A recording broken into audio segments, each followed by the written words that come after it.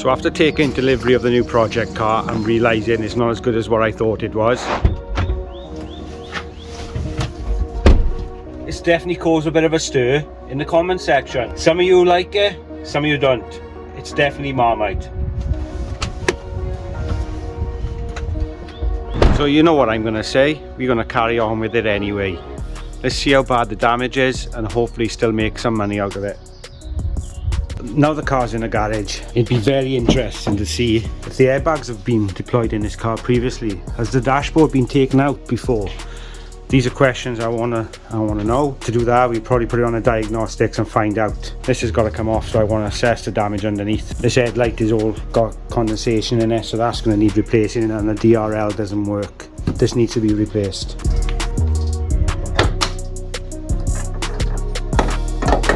That's broke there, but it's missing a screw there, or a clip. So there's going to be bits missing off this, or not put right. The wheel arches seem loose, so it'll be interesting to see what lies underneath this car. People are going to say, why don't they repair these? Possibly could. I think they would benefit from new headlights rather than just trying to repair them. This car is already looking really dodgy. Trying to fix them is just going to make it look even worse.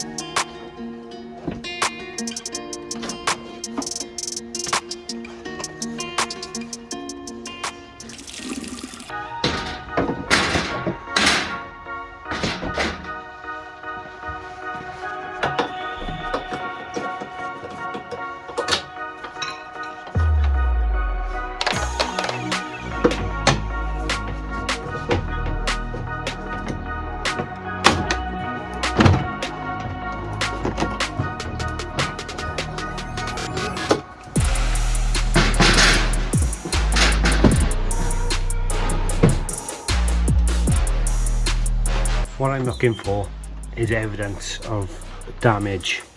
Now everything looks original. The chassis legs look straight. Everything looks okay. So that's good news. So we know whatever's happened is either been a side swipe and hit something in the roof or the bonnet. I'm assuming what could have happened is they've hit something, give a side swipe down the side of the car, bonnet could have come up and hit the windscreen and possibly damage the roof. Could be something like that. Comment below what you think.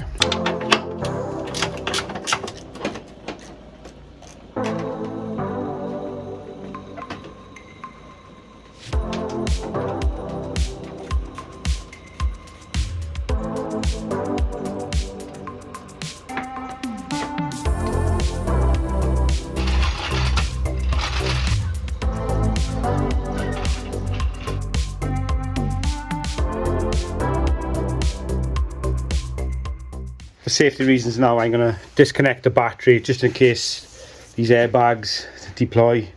When you're potching around with the front bumper, it could go off. This one doesn't look too clever anyway, so we might have to replace this. Looking good so far. There's one or two screws that is missing. That's not a problem, but all the damage seems to have been the top end, so we're going to know that that engine's probably sweet and the front end is going to be okay.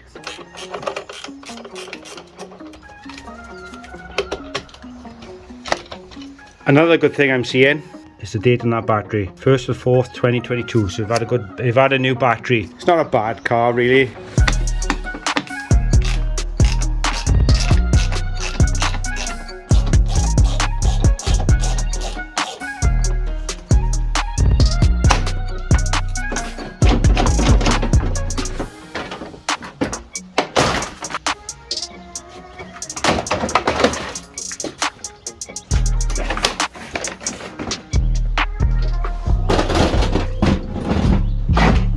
As you can see from the impact very little damage. That's got a slight kink in it. I mean, that is nothing. You could probably tap that back into shape. I'm not going to replace a new rad pack for that. All the plastics around, what goes around this, is all broke. Depending on how much I can get a rad pack for the sake of it, all this plastic is all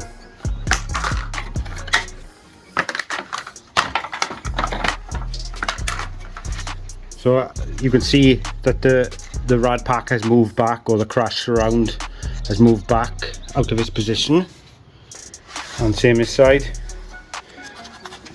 But I think this will go back into place quite easily. Nothing is bent, just this has gone like that.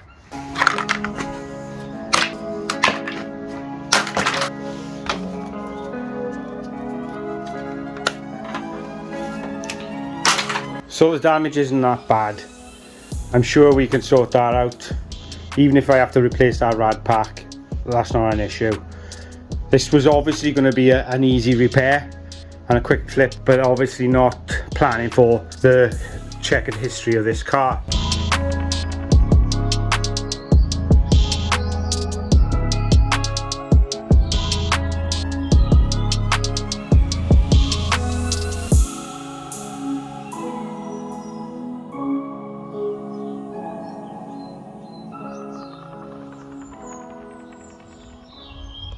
Been a couple of days since I filmed that little bit with me taking that front bumper off. It's not looking too bad now, but it's been an absolute mission to find parts, and the whole idea of this is to find the parts in colour so it doesn't cost as much. You're saving an absolute fortune when you don't have to pay to have it resprayed. So that was the method behind this car. Buy parts in colour, quick flip, done.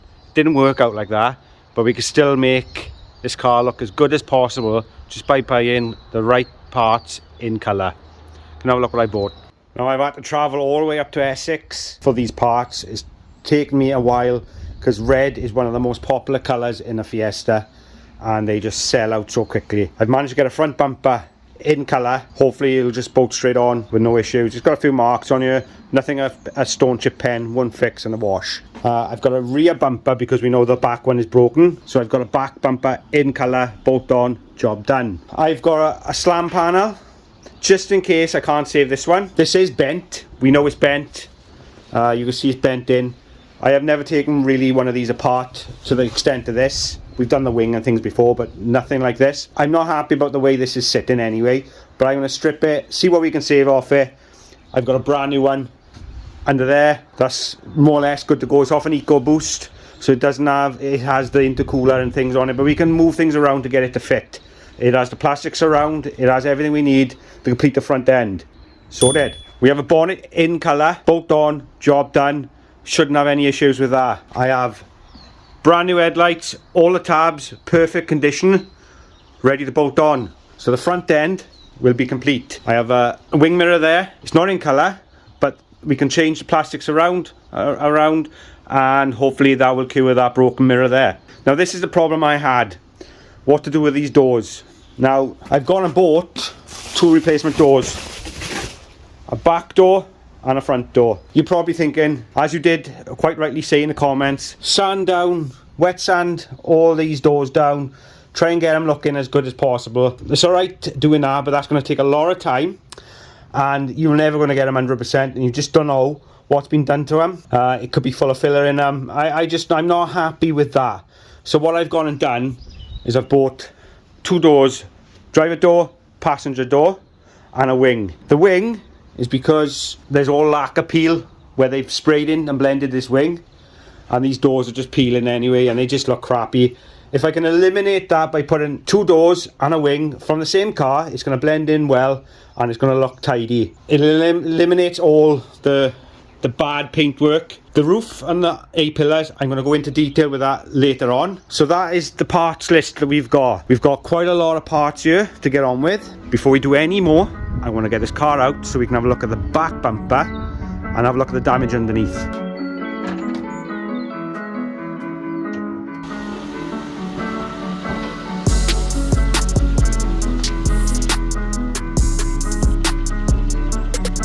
This is another reason why I'm changing the doors, guys. Obviously we've got this run mark in there, which is crap. It's just got full of orange peel. Don't know whether you can see that. The door's got quite a bit of filler, so I'm just not going to bother. Changing these doors, it's going to make it look 10 times better. And to be fair, it hasn't really broke the bank, and it's going to make a massive difference. You can just see where they've blended the wing, and I'm just peeling the door. And to be honest with you guys, that roof isn't that bad. Now onto the back bumper, you can just see the paintwork has just been oversprayed. It's damaged here, the light, which is common. Now I knew about this and that, broken lens, which is fine. Now when I was buying this car, I didn't see this. Because the car was so filthy and the pictures are taken from quite a distance, you just don't see the damage. Now this is something I didn't budget for, but hopefully when I take this bumper off, there is going to be any or very minimum damage to it. I can't see it being much damage, but you just never know, because these bumpers, when they get hit, go back into shape, but this is enough to crack this. Everything else looks fine, so hopefully it should be alright. Now I didn't notice this before, but just there, you can just see it in the light, there's a slight kink of where that has hit. Nothing major. I'm hoping I could probably just tap that into shape, because I'm not replacing new boot for that. I think we've replaced enough parts. I mean, it's just minimum, you can hardly notice it. In the light you can see it. We'll try and tap that back into shape. Someone's already been in here, looks like it.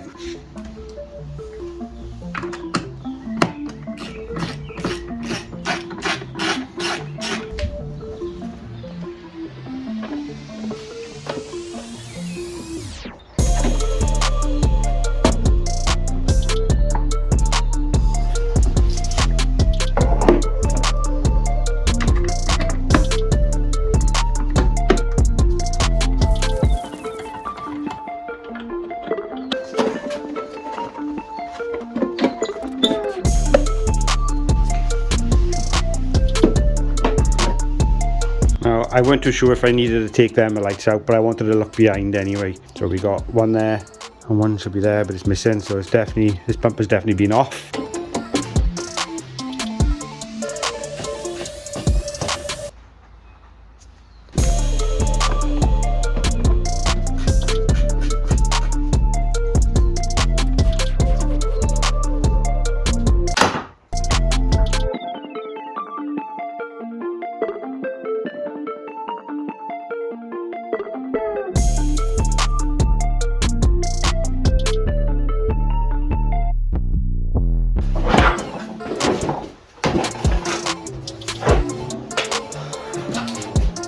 So that isn't as bad as what I thought it'd be. Luckily enough, it's bent in the crash bar. That's what it's designed to do.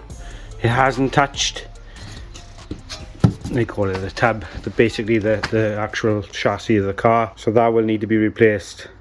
Someone dodgy would probably just bolt on a new bumper and leave that like that. But obviously, we can't leave it like that. That's why I had a guess. I've got one up on the shelf ready to go. So we're going to bolt that on there now. And that's done, and we can bolt on the new bumper, and the back is more or less done, but we're going to give this a little clean down.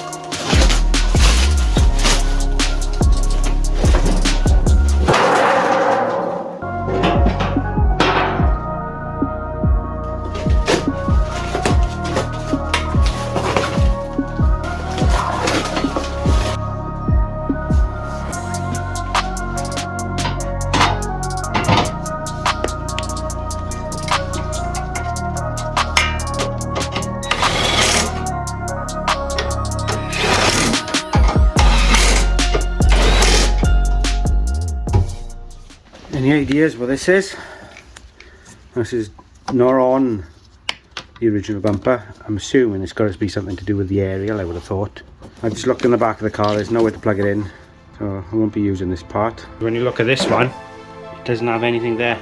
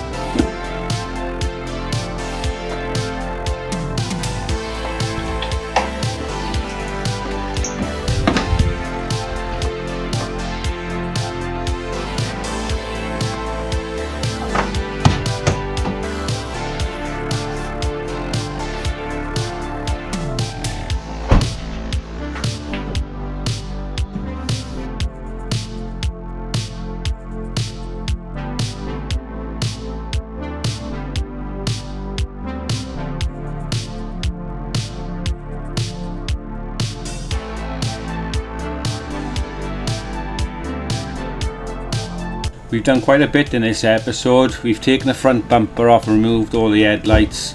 The crash bar is not that bad, and I'm sure we can fix it quite quickly. The rear bumper and the crash bar underneath was damaged, but we've repaired that, and the back bumper is all fixed. So the back end's done, so we just got to focus on them doors and putting that front bumper on. All that's coming in the next episode. You can also follow me on Instagram, reviving_salvage, where you can see what I get up to on a weekly basis. Don't forget to subscribe as well for that 10k giveaway. So I will catch you all in a bit.